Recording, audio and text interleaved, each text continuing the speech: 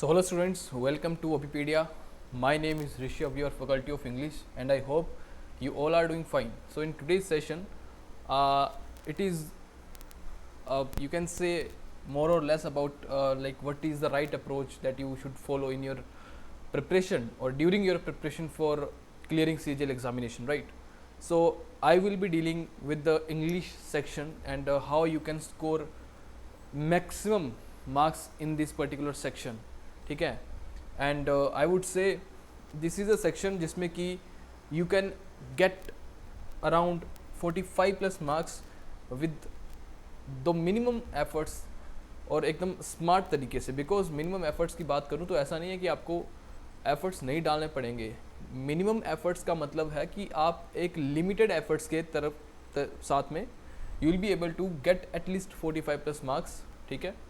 And I would not से कि आपको बहुत ज़्यादा वोकेबलरी के वर्ड्स पढ़ने पड़ेंगे, a lot of things you have to remember, right. But the thing is that you need to do is practice, okay, and revision, okay. So these two things are going to be very crucial part of your preparation and to keep the things remember for a longer period of time, and especially you would be able to recall those words, those rules, ठीक है, in your examination. That is the very important thing, okay. So चलें फिर आज session को start करते हैं.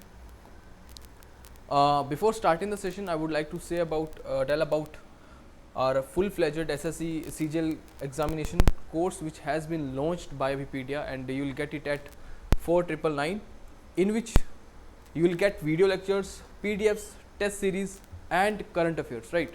So all these things are included in this particular course and you can check it out. Along with that, if you feel that you are lagging in particular topic or particular subject, you can also check out our micro courses, okay. So with this information let us start with the session. और हाँ, साथ ही के साथ you can also join our WhatsApp group जिसमें कि you will get a chance to discuss your queries, your doubts with the faculty members of Wikipedia, okay.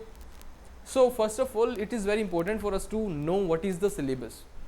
देखो बहुत कम time, I can say around 3 months have been left, ठीक है, मोटे मोटे बात करूँ तो. So in these 3 months what you can do to improve your score, ठीक है, that's very important. So first of all देखिए, जो fill in the blanks की बात करें, जो पहले पे लिखा है मैंने, या फिर इसको मैं अगर डिवाइड करूं तो 3 पार्ट्स में मेजरली आपका जो है इंग्लिश का कंपोनेंट रहता है, ठीक है. That first one is your reading part, second one is your grammar and third one is your vocab, ठीक है. ये मेजर 3 कंपोनेंट्स हैं और यू कैन से यही 3 कंपोनेंट्स है जहाँ से आपका पूरा का पूरा इंग्लिश का सिलेबस निकल कर आता है, राइट. नाउ ग्रामर की बात करो तो ग्रामर में आपको सब कुछ पढ़ना पड़ता है, जैसे कि नाउन, प्रोनाउन, आर्टिकल्स, ठीक है, पार्ट्स ऑफ स्पीचेस पढ़ने पड़ते हैं आपको, ठीक है. और you can say passive voice, active voice, direct, indirect, तो ये सारा का सारा ग्रामर पार्ट में आ जाता है, ठीक है. रीडिंग पार्ट में आपका आएगा मेजरली रीडिंग कॉम्प्रिहेंशन, ठीक है, आपका reading comprehension and cloze test. और हाँ, PQRS को भी आप इसमें ऐड कर सकते हो क्योंकि उसका भी कोई ग्रामर से ज़्यादा लेना देना है नहीं. सो दीज 3 थिंग्स जो कि रीडिंग पार्ट में आपके कवर हो जाते हैं, ठीक है. ग्रामर में आपका कवर हो जाएगा noun, pronoun, parts of speech, ठीक है, एडजेक्टिव्स और एडवर्ब हो गया आपका, जो कि वैसे पार्ट्स ऑफ स्पीच में आता है, ठीक है. उसके बाद में सबसे मेजर जो पार्ट है that is active passive, because ये काफ़ी माइन्यूट चीज़ें हैं. अगर आप एक बार अच्छे से पढ़ लोगे तो डेफिनेटली आप इनको एग्जाम में क्वेश्चंस, यहाँ से आपका कोई भी क्वेश्चन गलत नहीं होने वाला. एक्टिव पैसिव, ठीक है, एक्टिव पैसिव हो गया, डायरेक्ट इनडायरेक्ट हो गया. सो ये वो चीज़ें हैं, अगर आप इनको एक बार अच्छे से कर लेते हो. कंडीशनल सेंटेंसेस हो गया, ये भी एक छोटा सा टॉपिक है बट क्वेश्चंस यहाँ से निकल कर आते हैं, राइट. चलो फिर एक बार थोरोली इसको देखें. और वोकैब में आपका कवर हो जाएगा साइनो, एंटोनिम्स, उसके बाद आपका आ जाएगा वन वर्ड सब्स्टिट्यूशन, उसके बाद आपका ईडियम्स एंड फ्रेजेस, ठीक है, ईडियम्स फ्रेजेस. तो ये मेजर 4 चीज़ें हैं जो आपका वोकैबुलरी पोर्शन में आता है, राइट. सो एक बार देखते हैं कि आपकी अप्रोच होनी क्या चाहिए। अब सबसे पहले तो आपको अपनी वीकनेसेस और अपनी स्ट्रेंथ के ऊपर फोकस करना है कि आपकी वीकनेस आपकी स्ट्रेंथ क्या है। ठीक है, थोड़ा हो सकता है ब्राइटनेस का इशू आ रहा होगा, एक बार चेक कर लीजिए इसको।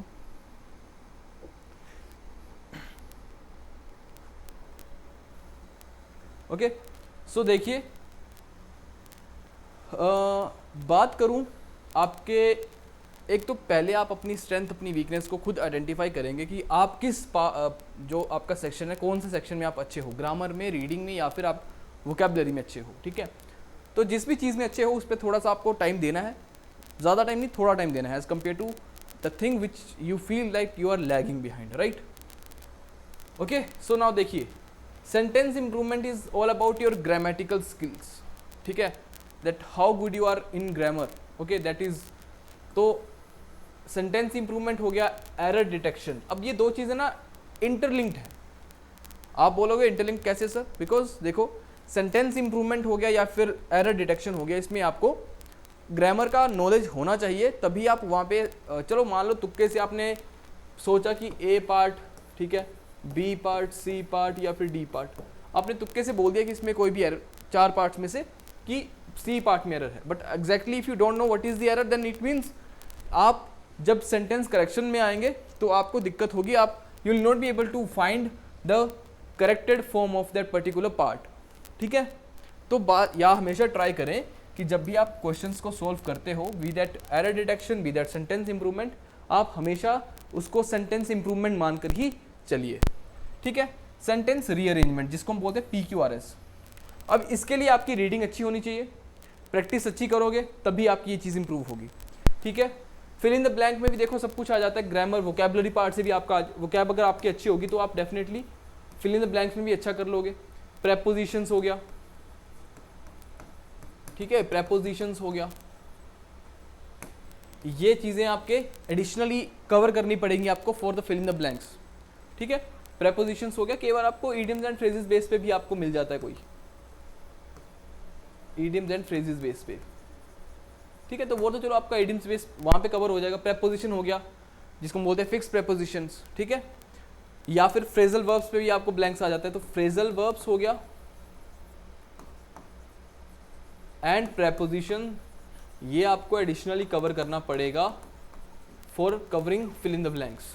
बाकी ग्रामर के साथ में आपका हो जाएगा। ठीक है, idioms and phrases, synonyms, antonyms, ये आपके वोकैबुलरी पार्ट में आ जाएंगे।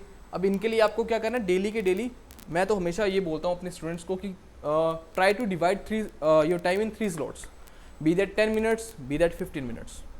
उसमें क्या करेंगे आप, लेट्स सी कि 10 मिनट्स का आपने एक स्लॉट रखा है। अब इस 10 मिनट में आप क्या करोगे, जो आपने वोकैबुलरी के वर्ड्स पढ़े हैं आप इनको रिवाइज करोगे मल्टीपल टाइम। ठीक है, आपने पढ़ा उसको सिर्फ रीड करोगे, फिर अगले 10 मिनट में उसको रिवाइज करोगे, फिर अगले 10 मिनट में। अब ये 3 स्लॉट आपके, कभी भी आप इसको, जब भी आपको फ्री टाइम मिलता है तो आप अपना वोकैबुलरी का पार्ट कवर कर सकते हो इजीली। ठीक है, एक्टिव पैसिव डायरेक्ट इनडायरेक्ट काफ़ी अच्छा इंपॉर्टेंट इनका वेटेज है। क्वेश्चंस आपको देखने को मिलते हैं 2 से 3 क्वेश्चंस हमेशा। एंटोनिम्स के 1 से 2 क्वेश्चन, 2 तो आ ही जाते हैं कई बार, ये भी 1 से 2 क्वेश्चन। इडियम्स एंड फ्रेजेस 1 से 2 क्वेश्चन। तो अल्टीमेटली देखोगे तो आप कम से कम 4 to 6 क्वेश्चन आपको वोकैबुलरी पोर्शन से ही मिल जाएंगे। ठीक है, सेंटेंस रीअरेंजमेंट में 2 से 3 क्वेश्चन आपको आ जाते हैं, एरर डिटेक्शन में 2 से 3 क्वेश्चन, इन सेंटेंस इंप्रूवमेंट में 1 से 2 क्वेश्चन आपको देखने को मिलते हैं। ठीक है, और फिल इन द ब्लैंक में सेम 1 से 2 क्वेश्चन। ठीक है, अब ये एक्टिव पैसिव काफ़ी ईजी है, इसको आप स्टार मार्क कर सकते हो। ठीक है, 30 मिनट डेली के दीजिए, वोकैबुलरी आपकी इंप्रूव होना स्टार्ट हो जाएगी, बट डिवाइड उसको 3 स्लॉट में करिए। ठीक है, don't try to cover all the words in a single slot, और उनको बस याद करने का ट्राई मत करिए। जस्ट रिमेंबर कि आप जितना रिवीजन करोगे, जितनी बार उन वर्ड्स को बार बार रिपीट करोगे, repetition is the key to remember vocabulary for a longer period of time. Okay, remember that. 1 word भी आपका इसमें आ जाएगा, तो देखा जाए तो आपका अराउंड 4 to 6 की बजाय इसको मैं 6 to 8 कर सकता हूँ। इजीली आप वोकैबुलरी पार्ट से क्वेश्चंस आप कवर कर सकते हो। ठीक है, बात समझ आई। फिर आपका आता है वर्ड करेक्शन। अब ये वर्ड करेक्शन क्या है, स्पेलिंग टेस्ट, स्पेलिंग एरर भी क्वेश्चंस आते हैं। देखो इतना इजी है ना, अगर आप थोड़ा सा इंग्लिश को जब पढ़ते हो, रीडिंग करते हो, तो रीडिंग से ही आपका ये पार्ट कवर हो जाएगा। You don't have to put extra efforts to solve such questions जो कि आप में एरर जिसमें सिर्फ वर्ड्स में एरर हो, स्पेलिंग एरर, ठीक है।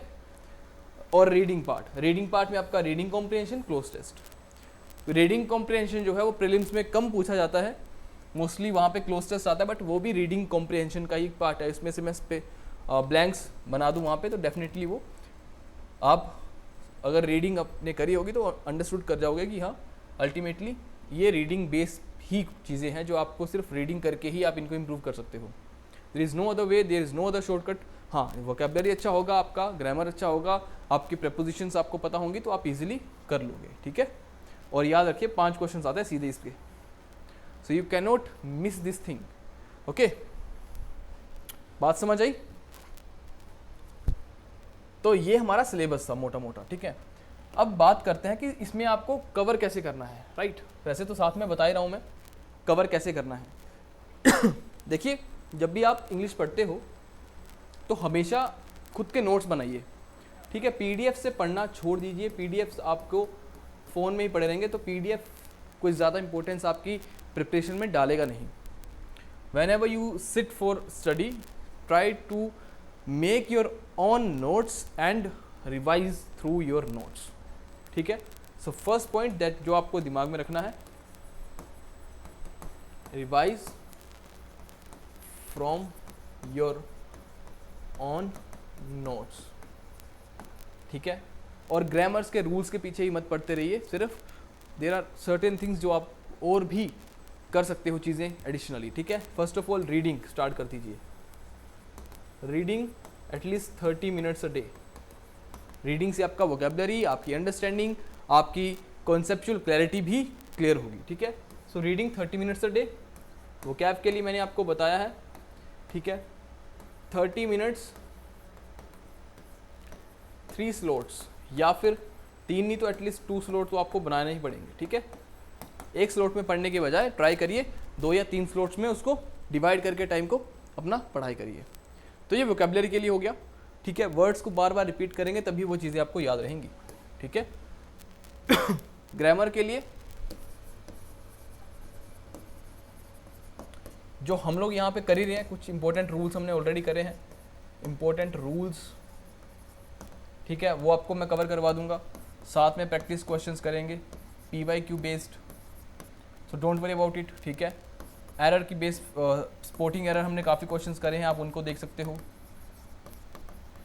अप्रोच मैंने आपको बताई है कैसे करना है, ठीक है। So important rules, PYQ based question, spotting errors, इनके थ्रू आप अपने एरर डिटेक्शन हो या फिर सेंटेंस इंप्रूवमेंट हो उसको कर लोगे। PQRS भी आपको मैं करवा दूंगा, तरीका बता दूंगा, और PQRS के लिए आपको करनी पड़ेगी प्रैक्टिस। PQRS के लिए एटलीस्ट 10 to 15 क्वेश्चंस डेली, ठीक है। 10 to 15 क्वेश्चंस आप डेली करेंगे तो आराम से हो जाएगा, ठीक है। तो ये आपका सिलेबस कवर करने के लिए थोड़ा सा मैंने आपको बताया, बाकी आप अपने हिसाब से personalised strategy you can make it on your on, ठीक है, because you know better that what is your strength and what is your weakness. So as per your strengths and weaknesses, you can make your own schedule, your own strategy, so that you can clear the exam, ठीक है, in a very well manner, right? Okay. And why practice is important? देखो, हमने syllabus को cover करना is a different thing, syllabus को cover करना is a different thing, but after that it requires a lot of practice. तो practice के लिए क्या करिए, एटलीस्ट 2 मॉक्स डेली, 2 मॉक डेली के लगाइए, ठीक है। उसके बाद उसको अच्छे से क्या करें, एनालाइज करें। होगा क्या, जो आपने थ्योरेटिकल पढ़ा होगा, जो थ्योरी पढ़ी होगी, आप देखोगे कि क्या आप उसको इम्प्लीमेंट कर पा रहे हो कि नहीं, ठीक है। Because end of the day आपको एग्जाम में इम्प्लीमेंट करना है अपने जो भी पढ़ा है, और उसको चेक करना है साथ में कि क्या आपकी एक्यूरेसी अच्छी है, ठीक है। एक्यूरेसी मैटर्स, एक्यूरेसी को चेक करोगे, 2 मॉक एटलीस्ट डेली के दोगे, प्रैक्टिस इज वेरी इंपॉर्टेंट, तभी आप रिटेन कर पाओगे वर्ड्स को, और आपको अपनी परफॉर्मेंस का आइडिया होता रहेगा that where you are lagging and what is the part that you need to improve more, and जो भी चीज़ें आपको लैग करते हुए दिखोगे, साथ साथ में एनालिसिस करके उनको इम्प्रूव करते जाओ, डेफिनेटली आराम से स्कोर आपका 45 प्लस हो जाएगा, ठीक है। इतना डिफिकल्ट नहीं इंग्लिश, स्टेबल स्टैटिक सारी चीज़ें हैं, फिक्स चीज़ें हैं, पता है आपको क्या पढ़ना है। तो यहाँ वहाँ कंटेंट के पीछे भागने की बजाय ट्राई करिए, उस चीज़ को लिमिटेड रखिए, उस चीज़ को बार बार रिपीट करिए, बार बार उसका रिवीजन करिए, वही आपकी सक्सेस का रीज़न बनेगा, ठीक है। सो उम्मीद करता हूँ ये छोटा सा एक सेशन था हमारा, अराउंड 15 मिनट्स, आपको सेशन पसंद आया होगा, ठीक है। जो भी आपको अच्छा लगा इसमें से आप उस चीज़ को अपने साथ कैरी करके बाकी अपने हिसाब से उस चीज़ को मोल्ड करके you can start your preparation, ठीक है। Time is fleeting, so please make sure जो भी टाइम बचा है इसको अच्छे से यूज़ करिए, यूटिलाइज करिए and make best out of this time that you have left, right. So मिलते हैं नेक्स्ट सेशन में, तब तक के लिए ध्यान रखिए। जय हिंद, जय भारत।